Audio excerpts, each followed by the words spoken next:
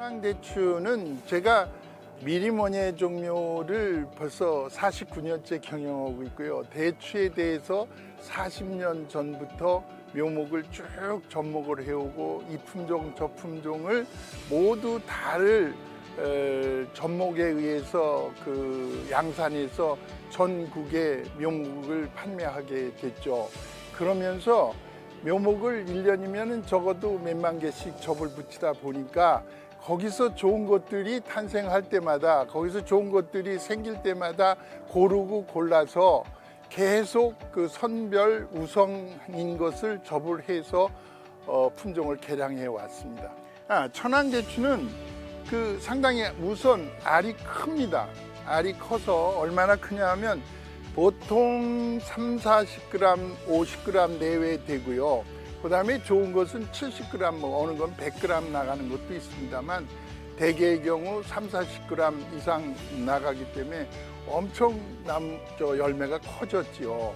그리고 맛이 답니다. 아주 맛이 달아서 맛은 브룩스로 계산하시면은 대개 30브룩스까지 나오고 그 이상 나오는 것도 있습니다만 25브룩스 내외 되는 것들이 전반적으로 제일 많아요.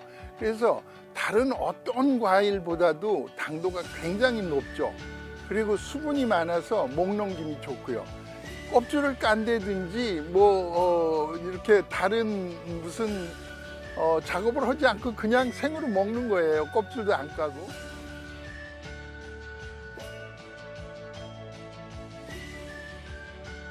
일반적인 대추 농사가 주로 복조대추나 홍안대추, 무등대추 이런 것들을 주로 해서 품종을 해서 경산, 하양, 또 여기 그 대추 축제하는 보은 이런 곳들에서 재래적으로 쭉 길러왔던 품종들이 대개 복조를 비롯한 서너 가지 되는데요. 그것들은 주로 말리워서 건대추로 팔리게 되죠. 근데 건대추라는 것은 1kg를 생대추 얻기 위해서는 2kg 내지 3kg를 말리워야 1kg를 얻기 때문에 대개 2.5kg 이상 말려야 1kg를 얻게 됩니다. 그렇기 때문에 실제로 생과로 팔았을 때 가격은 이 천황대추의 4분의 1이나 30% 이런 정도의 실제 가격이 형성되고 있다고 봐요.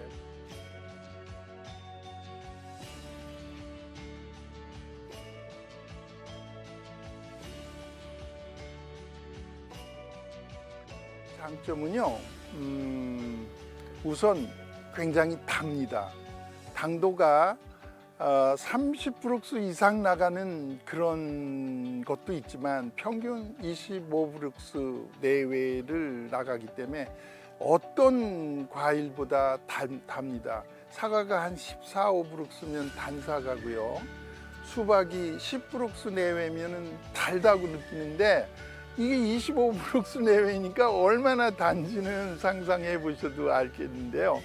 매우 답니다. 뿐만 아니라 수분이 많아서 목 넘김이 좋습니다. 옛날 대추들은 복조나 이런 무등, 홍안 이런 옛날 품종들은 달더라도 그 빡빡하기 때문에 목 넘김에서 좀 불편했는데 그런 것들을 해소시켰기 때문에 아주 많은 사람들이 좋아하죠. 무게는 평균적으로 40g 내외 이렇게 되는데요. 아주 큰 것은 80g, 100g까지 나가는 것도 있습니다만 대체적으로 40-50g, 40g 내외 정도 나가니까 엄청 큰 거죠.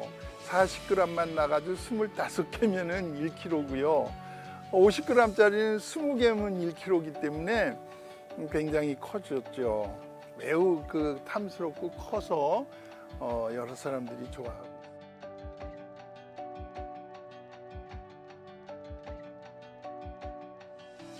우리는 1년 차에서 수확하는 것이 목표 아니겠습니까? 1년 차에서 우리 목표는 2kg 내지 3kg 열고 있습니다. 2년 차에서 우리 목표가 5kg 내지 5kg 내외 이렇게 목표인데 2년 차에서 5kg 정도는 무난히 잘 수확하고 있죠.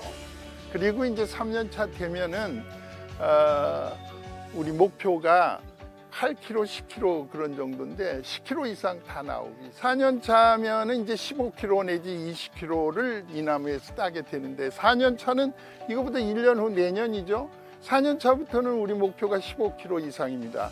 그러나 뭐 20kg 이상 여는 경우는 우리 재배 면적이 아주 극히 그 밀식 재배를 함으로써 나무 하나에서 얻는 양은 15 내지 20kg가 목표고, 그 목표에 달하면 이제 4년생은 5년, 6년, 7년, 10년이 가도 계속 똑같은 양만 따게 전지전정해서 그 폼을 그렇게 잡아 나가고 완성해 나가는 것이 4년 차 이상은 다 똑같이 수확하게 됩니다.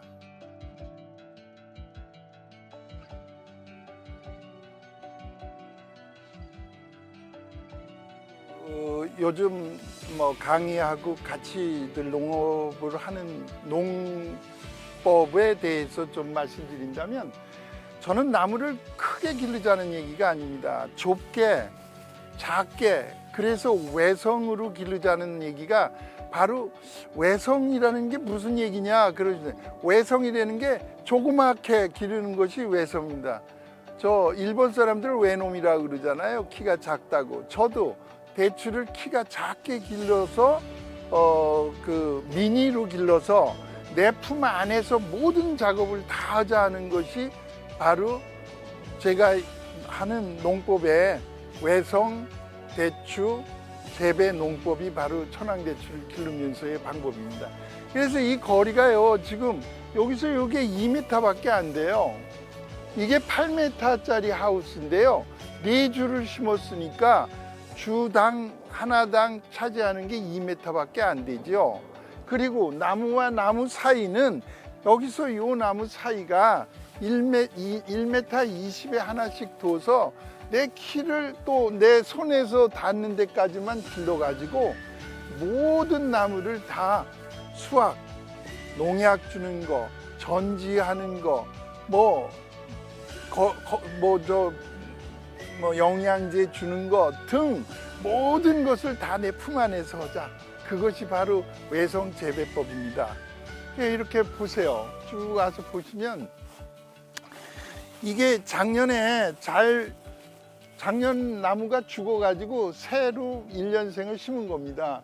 그래서 1년생에선 이런 정도 여는 것이 원칙이에요. 이게 나무를 기르다 보면 정말 그 결번이 나올 수 있어요. 잘못돼서 이것은 다시 심었더니 1년 만에 이만큼 크더라. 이게 1년생에 살 열린 모습입니다. 같은 나무래도, 같은 연수래도 어떤 것은 좀 이렇게 더 많이 열고 좀 어떤 것은 풍성하지 못하게 크는 것도 있고 그럴 수밖에 없습니다만, 평균적으로 여기 이 밭은 거의 다 제대로 된 밭으로 봐셔야 되겠죠. 대추 수확을 하는 데 있어서 그 언제쯤 따는 것이 좋으냐는 질문들이 많이 있으신데요. 이렇게 이거 있을 때요, 이곳이 지금 한 40~50% 물들었습니다. 이것이 한 30~40% 물들고요. 이럴 때 따시는 겁니다. 이것은 조금 더 물들고 이럴 때 따시게 되고요.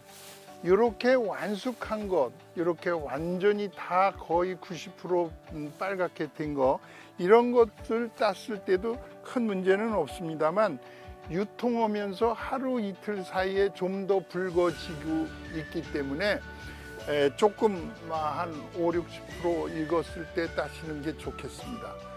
따가지고서 이게 하루 이틀 지난다고 큰 변화가 오질 않기 때문에 하루 이틀 괜찮고요. 이런 정도일 때 따시는 게 좋습니다.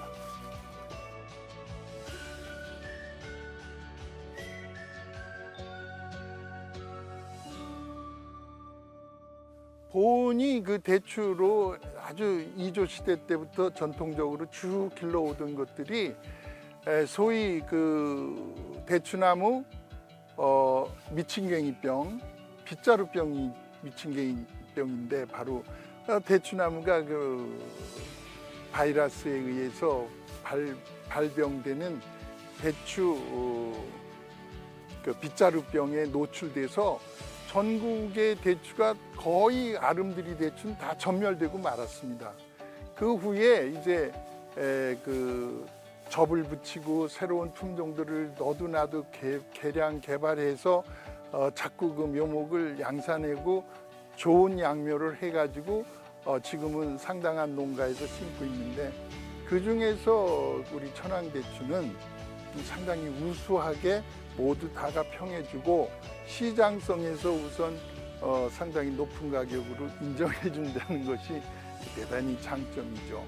그리고 그 이제 귀농 귀촌하시는 분들께서 정말 농업에 대해서 잘 모르시기 때문에 이 농법은 내가 개발을 했고 내가 그 시험적인 것을 그 여러분한테 강의하는데 그대로만 하시면 1년 차에서 정말 2, 3kg의 소득을 얻고 2년 차에서 이와 같이 5, 6kg 이렇게 얻으실 수 있는 이런 농법이 매우 중요합니다. 그래서 이 농법대로 저와 함께 제가 하자는 대로 하시면 분명히 2년 만에 이렇게 소득을 얻을 수 있습니다. 천황대추를 공부하고 싶으시면요, 미림 원예종묘 들어오셔서 우리 홈페이지에 들어오시면 뭐 쉽게 할 수 있는데요. 우리 본사에서 제가 일주일에 한 번씩 10월부터 이듬해 2월까지 계속 강의를 무료로 하고 있습니다. 많은 분들이 참여해 주세요. 그 노후화된 하우스가 있는 분도 좋고요. 이것은 하우스에서 기르나 노지에서 기르나는 똑같습니다. 많은 사람들이, 많은 분들이 의문으로 이거 하우스에서 기르는 것이니까 그렇지 않습니다. 원래는 노지에서 기르던 것을 하우스가 빈 것이 많이 생겼고, 또 하우스에서 하게 되면 여러 가지 장점이 있죠. 시설 안에서 하게 되면. 그래서 양산을 하게 되는 거죠. 그래서 하우스가 빈 것이나 또는 뭐 귀농 귀촌 하시는 분들이나 이런 농업을 무엇을 할까 망설이는 분들한테 그래도 자신 있게 제가 50년 동안 종묘상을 해오면서 품종을 개량해 오면서 자신 있게 정말 말씀드리는 것이, 이게 힘든 얘기긴 하지만 정말 좋습니다. 많은 지금 미림에서 하고 있는 교육에 많은 분들 뭐 돈도 안 들고 하니 참여들 많이 해주세요.